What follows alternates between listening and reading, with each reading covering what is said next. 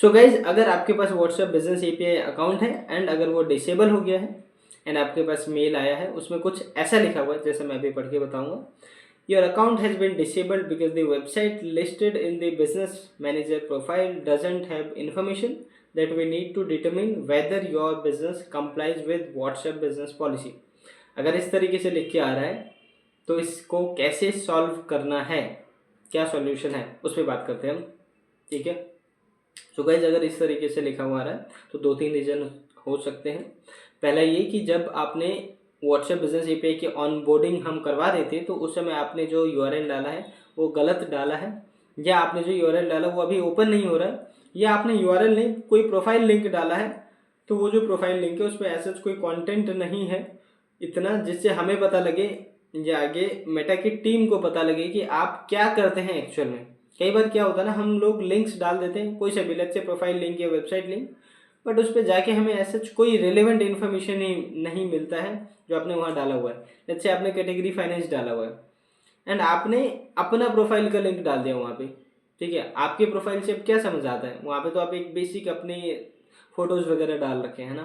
तो सबसे पहली बात तो ये कि आप पर्सनल प्रोफाइल नहीं डालना होता है वहाँ पे, पेज का लिंक डाला जा सकता है, आपका फेसबुक पेज या इंस्टाग्राम पेज, ठीक है, या वेबसाइट। ठीक है, ये तीनों चीज़ डल सकता है, पेजेस या वेबसाइट। ठीक है, तो लेकिन वो पेजेस या वेबसाइट भी, उसमें सबसे पहला पॉइंट ये देखिए कि वो एक्टिव है या नहीं है अभी। ठीक है, और सेकंड पॉइंट ये कि वो जो पेजेस एंड वेबसाइट्स है उसमें वो इन्फॉर्मेशन हो जिससे हमें पता लगे कि आप एक्चुअल में जो आपने यहाँ लिखा है, जो कैटेगरी सेलेक्ट किया है, आप वही करते हैं। ठीक है, एंड जिस केस में वो चीज़ नहीं समझ आता है देख के वेबसाइट पे कि हाँ भाई आपने जो फाइनेंस लिखा है वो फाइनेंस का तो समझ ही नहीं आ रहा है, आपने जो पेज लिखा है यहाँ पे गेमिंग का दिख रहा है मैं, आप कह रहे हैं फाइनेंस का, तो ऐसे केसेस में अकाउंट डिसेबल हो जाता है। अब इसका सॉल्यूशन ये है कि अगर ये हो गया आपके साथ, तो अगर आपने गलत यूआरएल दे दिया है तो उस केस में आप सही यूआरएल, उन्हें एक अपील का जब ये होता है सपोर्ट पे जब आप कनेक्ट करते हैं तो वहाँ पे आप सही यूआरएल डाल सकते हैं, उन्हें बता सकते हैं कि मैंने पिछली बार जो यूआरएल डाल दिया था वो गलती से गलत यूआरएल डाल गया,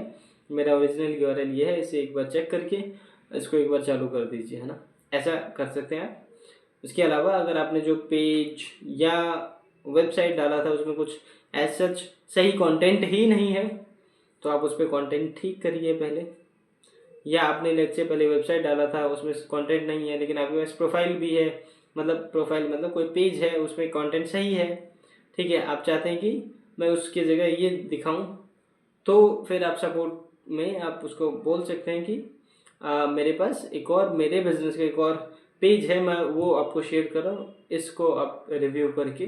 देन आप मेरा ये एक्टिवेट करिए, है ना। ऐसा आप सपोर्ट पे डाल सकते हैं। ठीक है, अगर ऐसे सपोर्ट पे डालने पे वो एक्टिवेट कर देते हैं तो ठीक है, अगर नहीं होता है तो फिर से वो ऑनबोर्डिंग का प्रोसेस फिर से रिपीट करिए एंड इस बार मेक श्योर करेंगे आप जो कैटेगरी सेलेक्ट करें उसी कैटेगरी से रिलेटेड एंड रेलेवेंट, या तो फेसबुक पेज, इंस्टाग्राम पेज या कोई और सा पेज, ठीक है, जिस पे आपके रिलेवेंट इन्फॉर्मेशन मिले, या वेबसाइट यूआरएल डालिए। ठीक है।